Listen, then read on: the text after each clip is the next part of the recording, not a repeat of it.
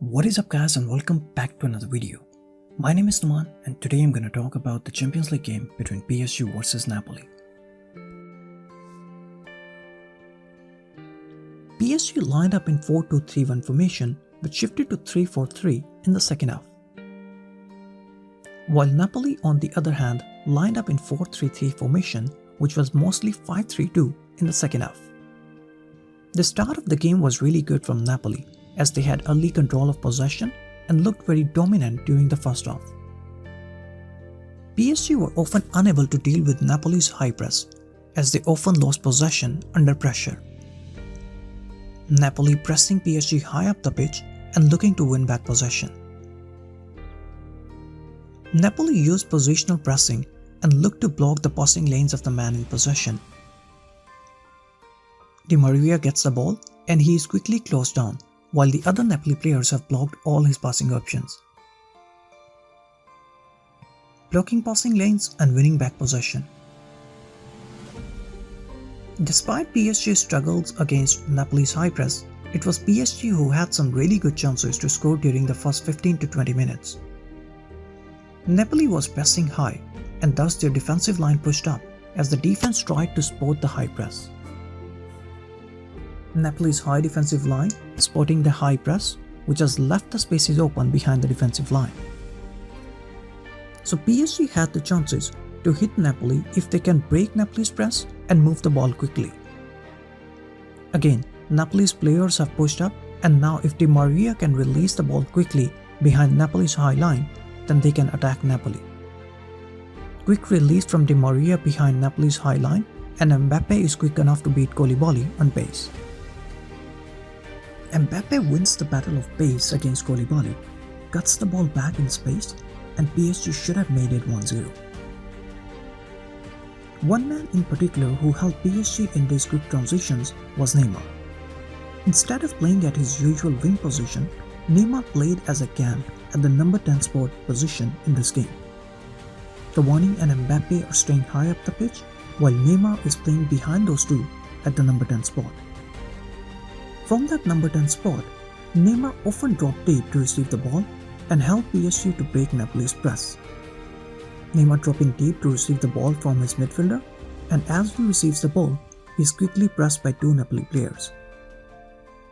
Neymar gets the ball and he is quickly pressed from three different directions. Neymar breaking the press and again helping to free Mbappe behind the line.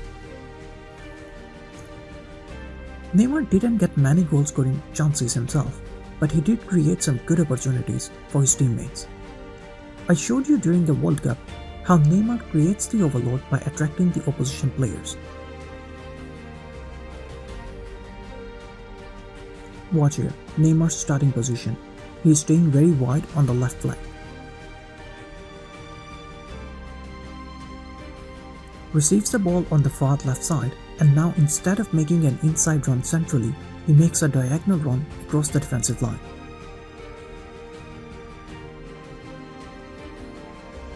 His diagonal run has created an overload and has got the attention of 6 Japanese players. And now because of this overload, he can either pick Willian with a through ball, or he can pass the ball to the wide area for the incoming midfielder.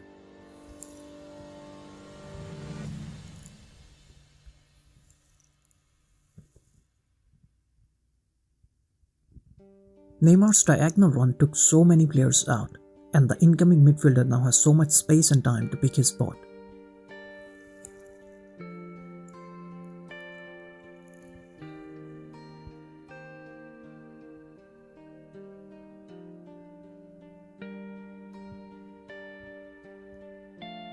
Here again, same diagonal run from Neymar has created the overload with spaces on both sides of the pitch.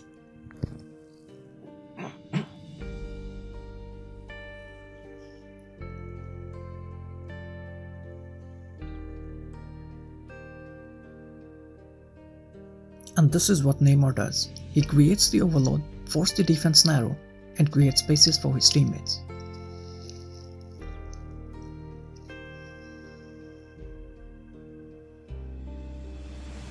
Doing the same thing against Napoli, he has attracted the attention of 5 Napoli players. As a result, Napoli's defense is forced narrow and space is created for Cavani on the other end. Cavani should have scored considering the space and time he had to pick his spot.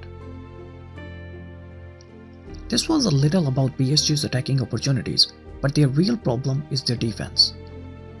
I showed you in my Liverpool PSG analysis videos that PSG's front players don't track back, which often leaves their fullbacks exposed. Neymar is not tracking back, and it has left the PSG fullback in 1v2 situation.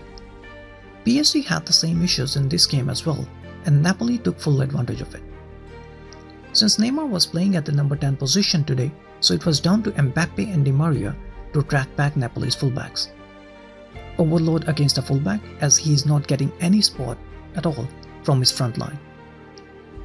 Mertens is keeping Marquinhos busy, and now the fullback is totally confused as he has runners in front of him and behind him. Here Rabiot should have quickly moved in that spot to help his fullback and protect him against 1v2. But instead of covering that space, Rabiot jogs back and leaves the space open for Napoli's attack.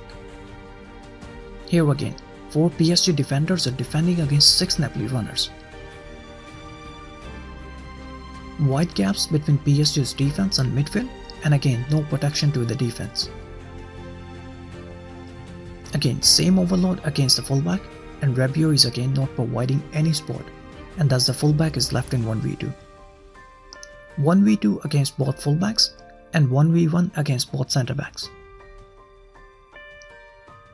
And this is a terrible situation for any defensive unit. You never want your defenders in 1v1 position. But in PSG's case, we have 1v2, not just 1v1. Their defenders don't get any spot at all from their midfield and front lines. PSG were lucky not to concede too many goals, especially when you look at their defensive issues. PSG faced this issue throughout the first half, and Napoli created some good goal-scoring opportunities.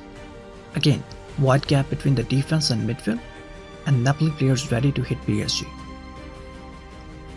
And now again, Napoli has players to run forward and create overloads as PSG's midfield is not tracking back. However, Thomas Tuchel made a very crucial change in PSG's system in the second half. Tuchel shifted PSG's formation from 4-2-3-1 to 3-4-3, which helped them massively. In the first half, PSG's fullbacks were getting exposed, but shifting to back 3 helped PSG to push their wingbacks up. PSG's high wingbacks meant that Napoli's fullbacks who were pushing forward in the first half were now forced to fall back. PSG now shifting to back 3 and the formation is 3-4-3.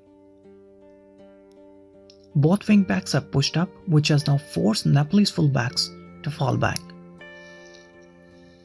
Since PSG now had 5 attacking players covering the full width of the pitch, so Napoli were often forced to defend in 5-3-2 shape.